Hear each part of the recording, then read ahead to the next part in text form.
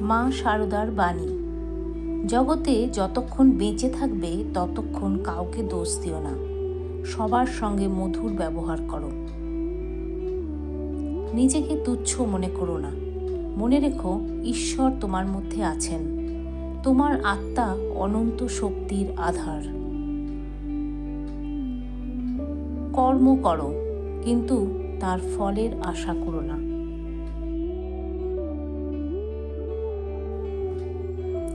যদি কেউ তোমার সঙ্গে খারাপ ব্যবহার করে তার জন্য রাগ করো না, বরং প্রার্থনা করো যাতে সে সঠিক পথে আসতে পারে।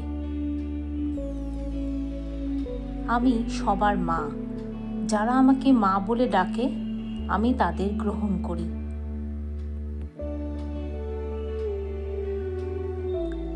যত কষ্টই হোক না কেন নিজের মনকে শান্ত রাখো এবং ঈশ্বরের স্মরণ করো।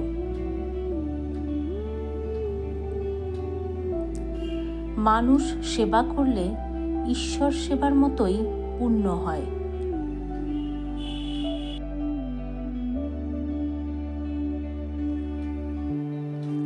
কারো সমালোচনা করো না, নিজের দোষ নিয়ে চিন্তা করো।